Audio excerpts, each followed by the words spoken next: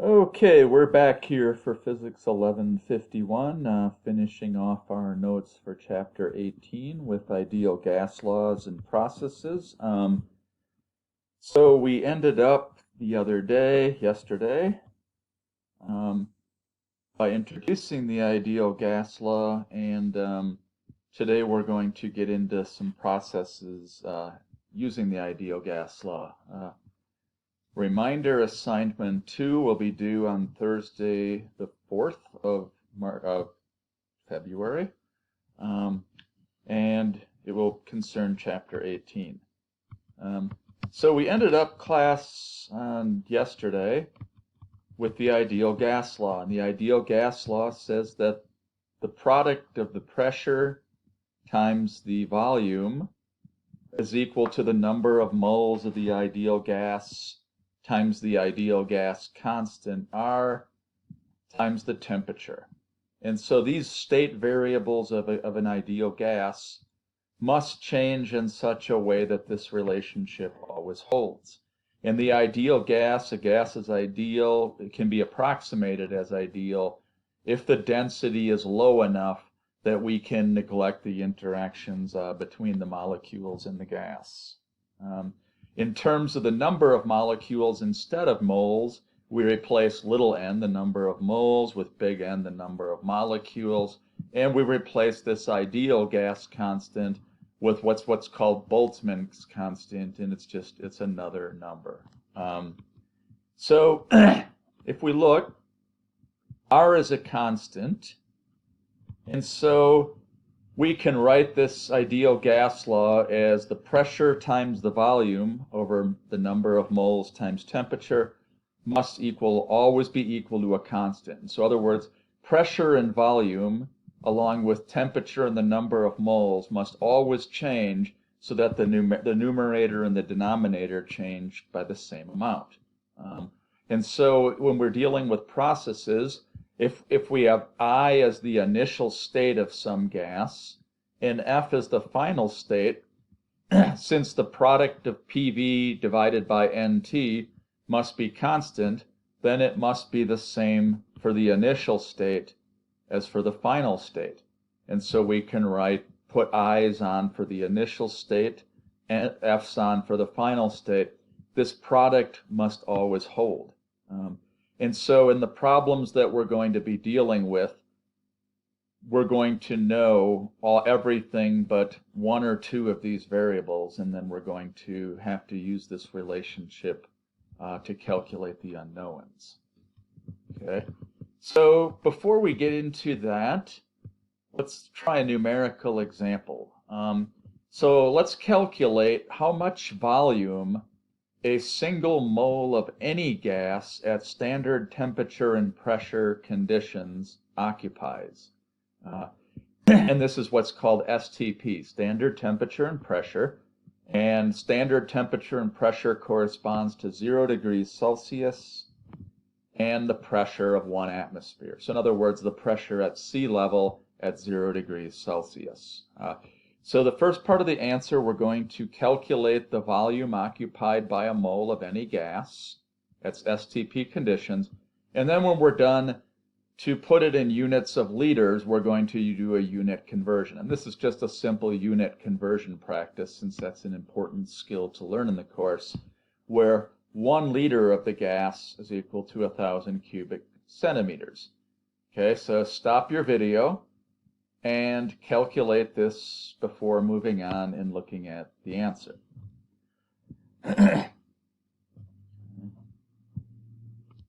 Okay, so we're back. So we apply the ideal gas law, and we're given the temperature, and we know R is the universal gas constant, and we're given N is 1 mole, and we're given the pressure, and so we can invert this and solve for the volume occupied by 1 mole of any gas. Okay, so plugging in numbers, N is equal to 1 mole. Now temperature, we need to stop. Okay, temperature has to be in units of Kelvin, and we're given T in units of degrees Celsius. And to go from Celsius to Kelvin, we add 273.15 or 273 to an approximation in this problem. So the temperature is 273 Kelvin. Pressure, we have it in atmospheres. We have to put it in pascals if we're going to use SI units. And so 1 atmosphere is equal to 1.013 times 10 to the 5th pascals.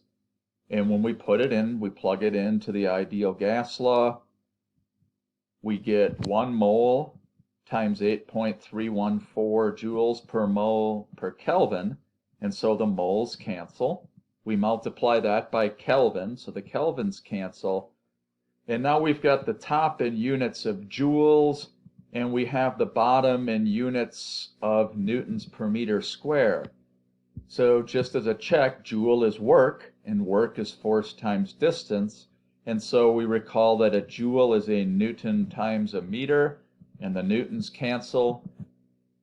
One of the meters cancel, or the meters don't cancel.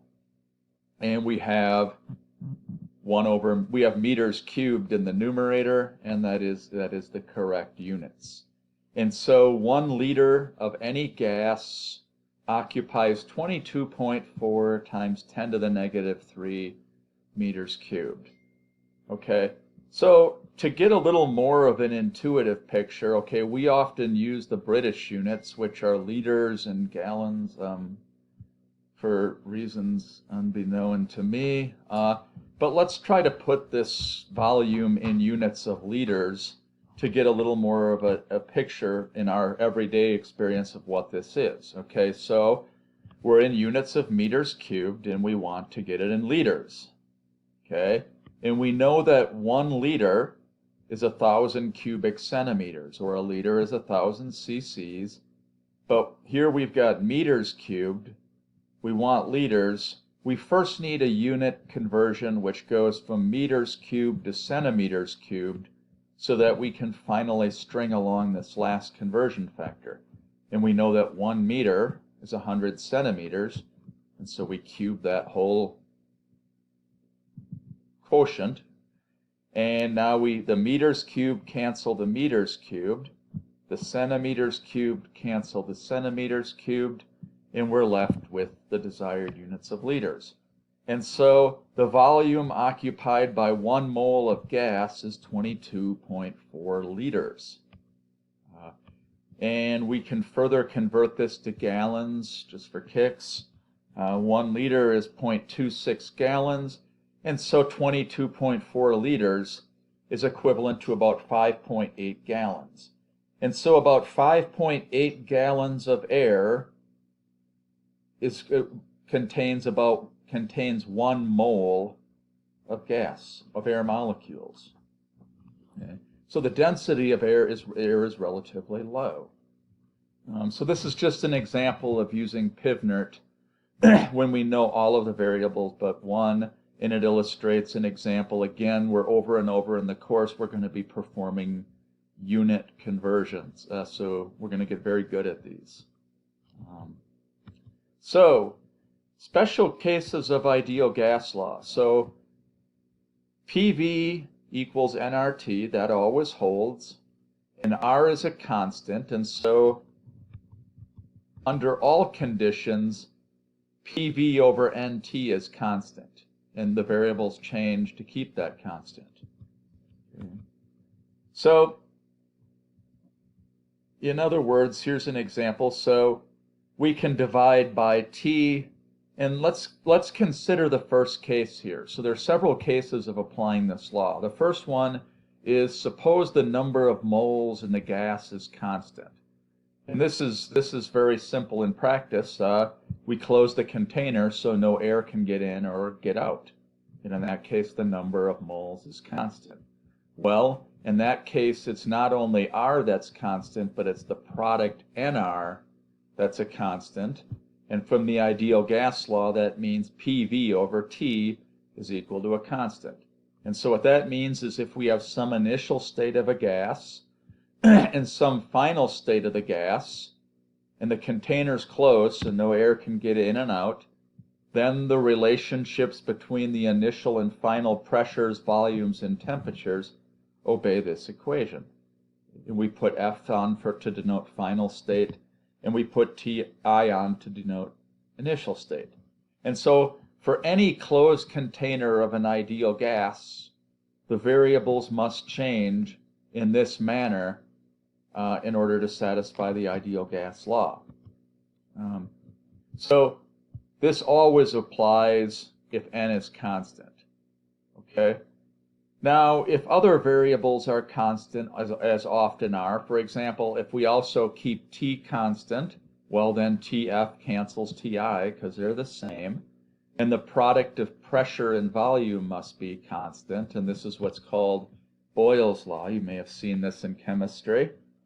And in another case that we're going to be dealing with shortly, if the pressure is constant as well, well then Pf equals Pi, so we can cancel those two. And then the ratio of volume over temperature is constant, and that's called Charles' law.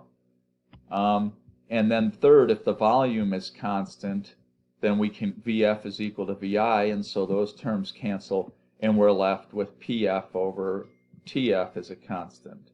And I forgot whose law that is, but it's somebody's.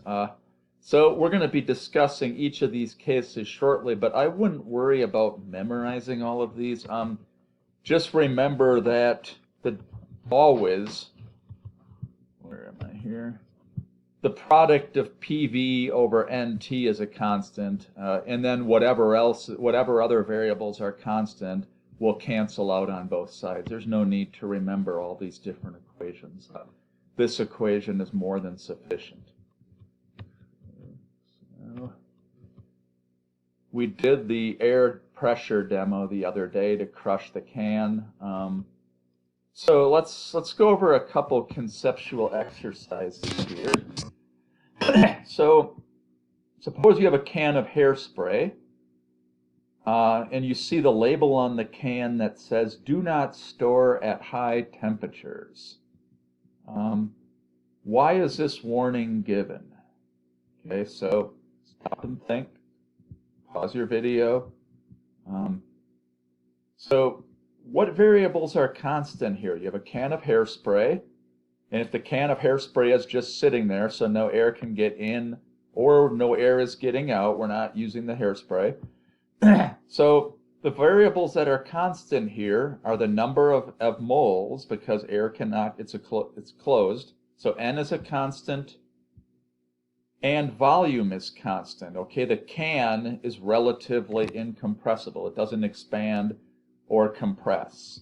So let's go back to the ideal gas law. Okay, and if the number of moles are constant, N is constant, and if the volume is constant, then they cancel out between initial and final states, and we're left with the pressure divided by temperature initially must be equal to pressure times temperature final. And we can rearrange, so Pf over Tf is Pi over Ti. So if you have a rigid can and it's enclosed like hairspray, what happens as the temperature rises? Well, if Tf is larger than Ti, that means Pf must be larger than Pi, because the ratios must always remain constant. And so what that says is if you have a rigid container that can't expand or contract like hairspray, and if it's closed, at higher temperatures, the pressure is going to increase, and a high pressure can cause it to explode. And so that's why you don't want to take a can of gasoline or a can of hairspray and put it in a very hot environment, is that the vapor pressure inside is going to get larger, and that large air pressure is going to push out and can cause the can to explode. So that's why that warning is given. Okay, let's do another experiment. So atmospheric pressure decreases as we go up in altitude. And from chapter 14, why is that? Well, it's because the atmospheric pressure at a given altitude is due to all the weight of the atmosphere, the air above that altitude. And so as we go upward in altitude, there's less air above us, and so the pressure pushing down on that is going to be smaller, and so the pressure decreases as we go up in altitude.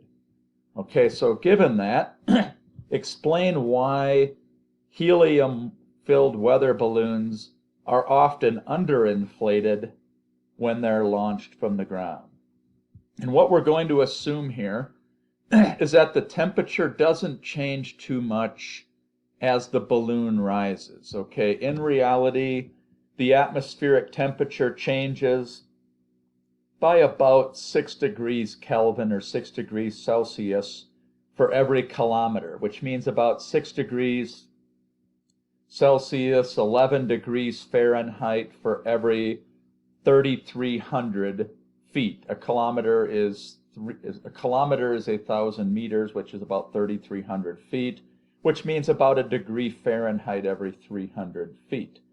And so if we neglect the small changes in temperature, what's going on here? Why should we underfill the helium balloon a little bit as opposed to overfilling it? So stop and think, use the ideal gas law. What's constant here? Okay, if we assume temperature is constant, that means T doesn't change. And if no air can enter or escape the balloon, then the number of moles are constant. Okay, so if N is constant and T is constant, we go back to our ideal gas law, and that says that the product of pressure times volume always remains constant. And so if we go upward in the atmosphere as the balloon rises, the pressure decreases, which means that the volume must increase because the product must remain constant. So at lower altitudes, higher pressure, lower volume. At higher altitudes, higher volume, lower pressure. And so in other words, as air rises, it expands. And that's simply because the pressure of the surrounding air becomes less, and so there's less of a push acting on that balloon, and so the balloon is able to expand more. And so air tends to expand as it rises. And so that's why if you underfill the balloon a little bit, then the volume will increase as it goes up the balloon, and it'll increase. And so this is another example. So there's a lot of different examples of where you can apply the ideal gas law, and where one or two of these variables is constant, we can easily predict what will happen to the other variables. Okay, now let's do a little bit more of this. So we're going to consider ideal gas processes. And all this is just a fancy phrase for asking the question, how do these variables that describe the gas, temperature, volume, temperature, and the number of moles, how do they change as the gas moves from one state to another state? So for example, as a gas expands or compresses, or as a gas heats or cools, how do all these variables change in combination? And to do that, we'll just use the ideal gas law like we've been using. So for this equation, the problem is that the ideal gas law only applies to a gas that's in thermal equilibrium. Okay? Thermal equilibrium means that these variables are constant in time. But if the gas is changing, then these variables aren't in equilibrium, right? They're changing.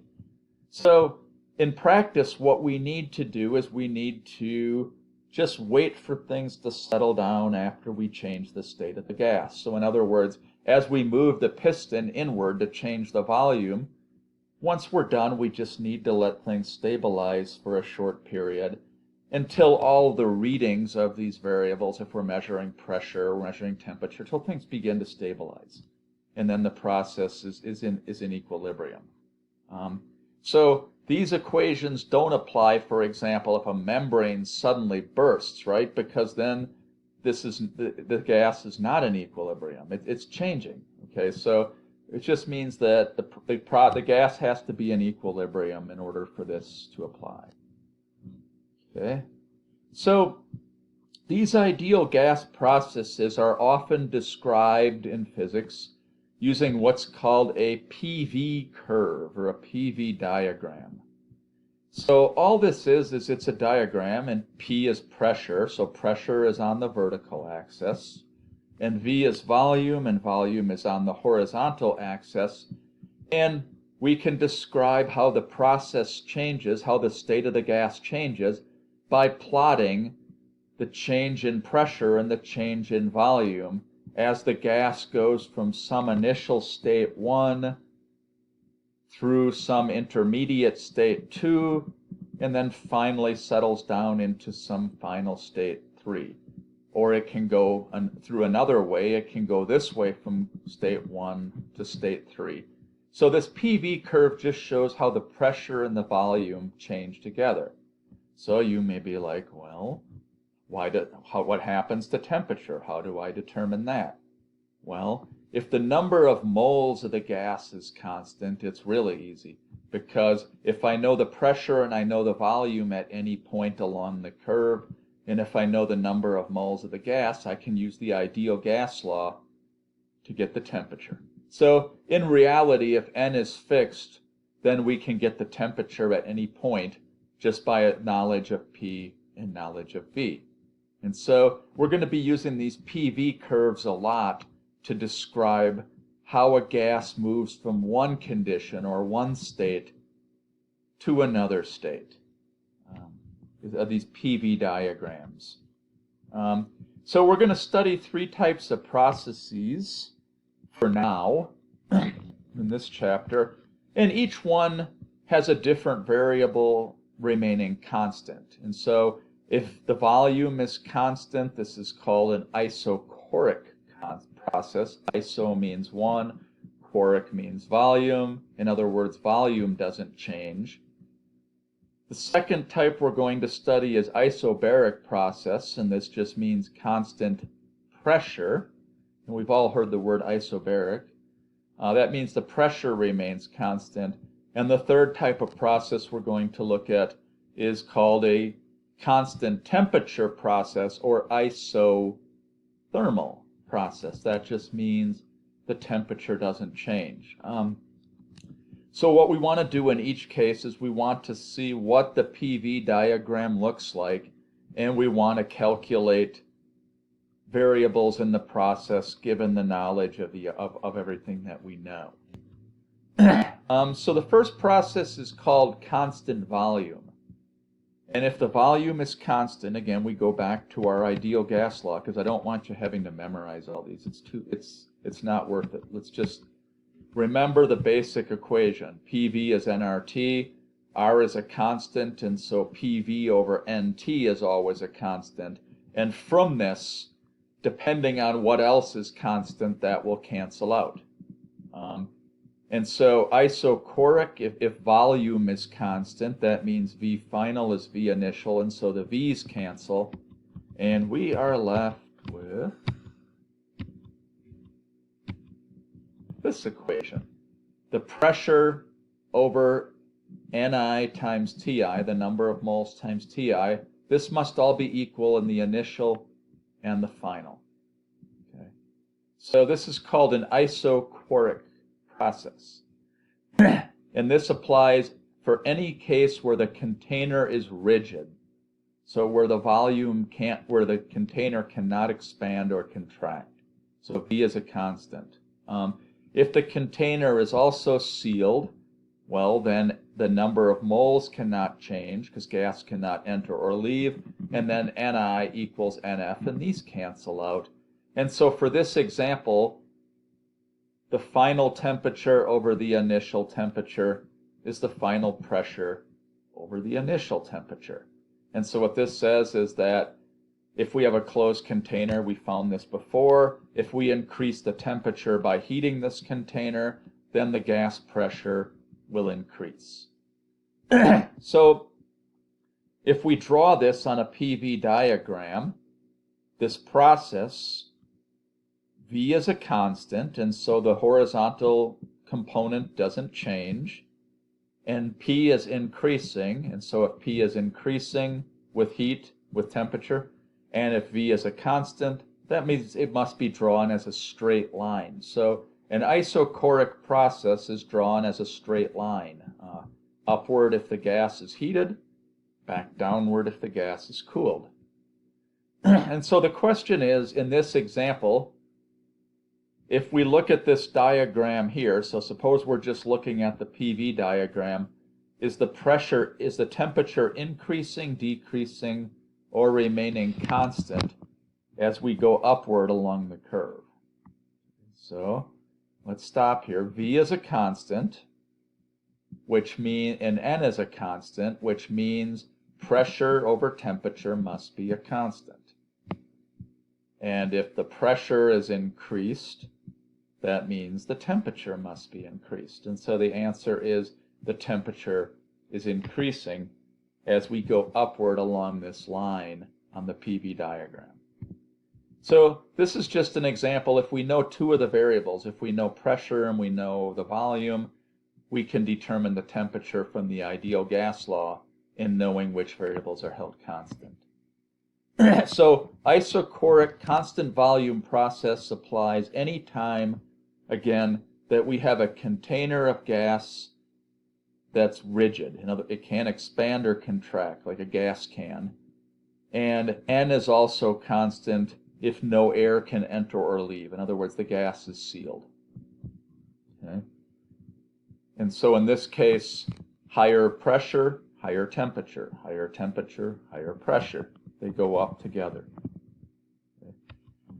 Okay. So the first example here is of an isochoric process. Let's consider a car tire as a rigid container. And so in other words, let's assume that the volume of the car tire isn't changing much. And so constant volume. Explain why we need to add air to the tire when the temperature cools in the fall and the winter. We did a little bit of this, I think, 1 or 2 lectures ago, but it never hurts to repeat. So go back, look at your ideal gas law, and explain why we need to add air to our tires when the temperature cools and why we need to let air out when the temperature warms. Okay, so stop your video, go to ideal gas law, and be able to explain why we need to do this. Okay, we're back. So in this case, as the temperature cools, the pressure must decrease, right? If we don't add air or remove air, so let's assume we don't add or remove air, we don't let air in, we don't take air out. If we didn't do that, then if T final decreased, P final would decrease. In other words, as the gas cools, the pressure lowers. And from a molecular point of view, what that means, remember, pressure is due to the molecules in the gas smashing against the walls of the tire, the container. As the temperature cools, if we have the same number of molecules, each molecule has less kinetic energy, and so they don't smash into the walls of the tire as hard, and they exert less pressure on the tire. So if the temperature is cooling, so if TF is less than TI, then we must increase the number of molecules, NF, so that for the pressure to remain the same, in other words, if the numerator is to remain the same, then the denominator must remain the same, and so lower temperature, we must add more air molecules to the gas to get the same product of temperature and therefore yield the same pressure. So that's why we need to add air to the tire when it cools, and we need to sometimes remove air from the tire when the temperature increases by a lot as we go from cold to warm. So this is an example of a process at constant volume. Now in reality, the tire is not completely rigid, but to an approximation, this illustrates at least the relationships between temperature, pressure, and the number of moles. So that's an isochoric process, constant volume. The next process is constant pressure. And so if we go back to our ideal gas law, the equation that always holds, PV over NI is a constant. If the pressure is constant, we cancel PF and PI because they're equal. So both sides are equal. And at constant pressure, we are left with this equation. Volume divided by N times T is a constant. So when does this hold in practice? Well, there's two cases, at least two, but the two I can think of. The first one is if you leave the container open to the atmosphere. So in other words, there's no lid on it or no piston on it, in which case then the pressure at the top of the gas is always atmospheric pressure in equilibrium. So if a gas is open to ambient air, then that's approximately constant pressure. Another one is if the piston has a fixed amount of mass on the top. So in other words, we're sealing the container here. We're sealing the gas inside the piston. And if we have a fixed amount of mass here on the lid, then the total pressure is the pressure of the atmosphere due to the air above it, plus it's the pressure due to the weight of the mass on the piston, mg, divided by whatever the area of the piston is. And so in this case, the pressure is 1 atmosphere, atmospheric pressure, plus this additional pressure, which is the weight of the piston divided by A. And so if we don't change the weight of the piston, then the pressure is constant here. And so if the pressure is constant, V over NT must be a constant. If the piston, if we also consider the specialized case where N is a constant, meaning the piston, the container is sealed by the piston, the gas volume, we can cross out N, and we get the product, we get that volume over temperature doesn't change. So VI over TI is VF over TF. And what if we rearranged it in terms of the temperatures? Final over initial temperature is final over initial volume. So if we draw this on a PV diagram, pressure is a constant and pressure is the vertical axis. If the volume were to increase, this would be a horizontal line going in the direction of increasing volume, and this is what's called isobaric constant pressure, and it's expansion because the volume is increasing. And so in this case, what's happening to the temperature? So the pressure remains constant, the volume is increasing, in other words, the gas is expanding. What's happening to the temperature? Is it going up, is it going down, or is it staying the same? So we can look at our relationship here. If VF is greater than VI, meaning the gas is expanding, that means that TF must be equal to TI. And so in other words, if the pressure is not changing, or if it's only changing by a little bit, then as the gas expands, the temperature is increasing, if it's at isobaric temperatures. Isobaric process at constant pressure, I'm sorry. So what this means is as we heat a gas up, if the pressure is the same, the gas will expand. And we all know that in our everyday experience. This means that warm air expands and warm air is less dense than cold air. Warm air rises. And we can approximate that because over a small range of altitudes, the pressure is not changing much. And so if you approximate it roughly as constant, that means that as the temperature increases, the volume occupied by a given number of moles increases and the air expands. And so in other words, hot air is less dense than cold air. Hot air occupies a larger volume. And so at a constant pressure and a constant number of moles, this would be a strict relationship. But even if the pressure is changing by a little bit, if we heat air up, the air tends to expand and occupy a larger volume, and that's why that's why warm air rises, and that's why cold air sinks. So that's why people say cold air is more dense than hot air, and so warm air rises, cold air sinks. That equation holds even if the pressure that is not strictly constant. But if the pressure is exactly constant, then this relationship holds exactly. So this is an example of a process that's done at constant pressure. The third type of process is what's called an isothermal process. And this one's a little more complicated to draw on a PV diagram, but first let's get the equation. So here, temperature, T initial is T final because it's isothermal. And so we go back to our general equation. So PV over NT is always constant. If the temperature is a constant too, we can cancel out Ti and Tf because they're the same. And we're left with the product of pressure times volume divided by N is a constant. And so let's look at this case. All right.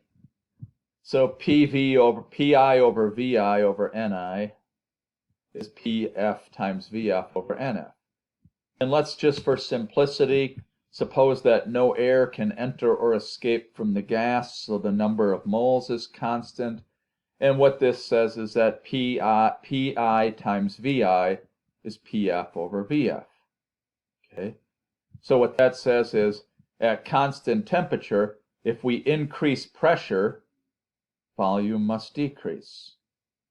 If we decrease volume, pressure must increase. So in other words, if we compress a gas in a closed cylinder, the pressure will increase if the volume decreases.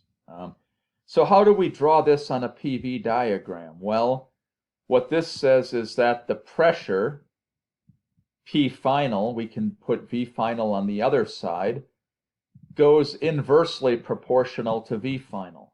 And so it goes as 1 over V.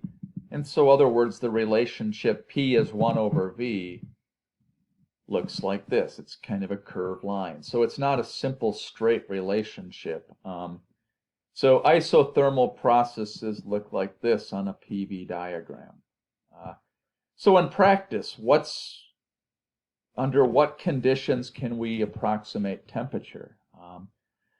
Well, if the container is metal, metal's a very good conductor, and so the initial and final temperatures will both be the same roughly as whatever the temperature is outside of the gas can, because metal's a conductor, and so heat will go from warm to cold until the temperatures are equal. So that's an example. A metal can, gas inside a metal can, is a good example of an isothermal process. So let's end with an example here. So let's take this PV curve, and what we're trying to calculate is what is the ratio of the final temperature T2, which at state 2, to the initial temperature T1 for this process. So we can assume in this case, let's assume that the container is sealed, so the number of moles of the gas is constant. So what we want to do is find T2 over T1. So the process actually goes along two different paths. So the first leg of the path, the pressure goes from 4 in arbitrary units, let's assume atmospheres, down to 1. So in other words, the pressure is decreased down to 1/4 of its initial value at constant volume. So in other words, this is what's called an isochoric process. Constant volume, pressure decreases. Then when it gets to that point where the pressure is 1 and the volume is 1, the gas expands at constant pressure. And that process is what's called an isobaric process. And so this process in getting from state 1 to state 2 actually consists of 2 steps. So what I want you to do is calculate it 2 different ways. Just first of all, just use state 1 and state 2 as the beginning state and the ending state. So the initial pressure is 4, the initial volume is 1, the final pressure is 1, and the final volume is 2. Calculate the ratio of the temperatures, T final, T2 over T1. So do it that way. And then let's solve for the temperature along each process. So the first leg, calculate the temperature down here.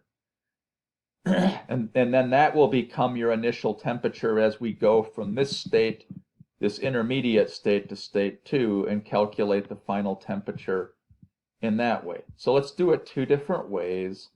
So stop your video and calculate the ratio.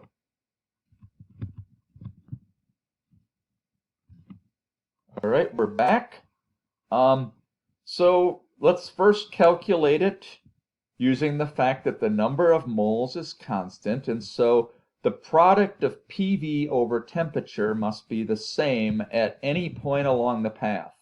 So in other words, if I know P and I know V at any point in the path, I can get T either from the ideal gas law or from the fact that this quotient has to remain constant. So I can write P final over V final divided by T final must be equal to P initial over V initial divided by T initial. So what we're trying to solve is T final over T initial, so we can get that alone on the left-hand side, and that's equal to the ratio of the final to initial pressure to the final multiplied by the final to the initial volume. Okay, so in state 2, the final pressure is 1/4 of the initial pressure. It's 1 and the initial one is 4. So P final over P initial is 1/4. And the final volume is twice the initial volume, 2 over 1. So that ratio is 2. And what that says is that when we plug these in, that the final temperature is 1/2 the initial temperature. So as the gas expands throughout using this process, the ending temperature is half of what the temperature was to start off with. Okay, now just for fun, or not fun, depending on your perspective, we can calculate the ratio along each of the individual 2 paths and then string our results together. So let's do that. So the first path here is isochoric. So the volume V final over V initial, if we call the final state right here at the bottom, the volume hasn't changed, so V final over V initial is 1. And the pressure has dropped to 1/4 of its value. And so in this first process, the final temperature over the initial is 1/4 times 1 is 1/4. And so at this point, the final temperature is 1/4 of what it was initially. So as the pressure decreased, the temperature by a factor of 4, so did the temperature. Okay, now we can use this as our initial point, and now we go over from here to point 2, and we travel along a horizontal line, which is an isobaric process, constant pressure. And from here to here, pressure is constant, so final pressure over initial is 1, but the volume doubles, the gas expands, and so V final over V initial is 2, and during this leg of the journey, the temperature doubles. Okay, so if the temperature drops by a factor of 4 and getting down to this point, and then it doubles here, the composite result is that it's down to half its initial value. It becomes 4 times smaller, and then it doubles, and the net result is it's half of what it started off to be. And that's the same result we got if we just took the initial state and the final state. And this is an important result that we're going to talk about more later. What that says is that with state variables like temperature, pressure, and volume, it doesn't matter what path. We could have took the hypotenuse of this triangle to get from state 1 to state 2, and as long as they end at the same pressure and the same volume, that they will end at the same temperature. And we'll get into that a little more later. So just to end up, there's some examples, 18, 10, 11, and 12, that you really should go through to get more practice with ideal gas problems, both for the homework and for the exam. 18, 10, and 12 are good problems for showing how to calculate pressure changes as we add more weight on a piston or as we increase the depth within a fluid, like a diver. So you should work these out, and the solutions are in the book. And then we can go over any of these on Monday in lecture. But these are good practice problems. I also put a few more worked examples in here that I encourage you to work out on your own, and to stop by if you have questions. So I think that pretty much wraps it up. Just going to have a moment of silence for Aaron Rodgers here as a Packer fan. Today's a sad day for me, but they'll be back. So have a good night, and we'll see you tomorrow.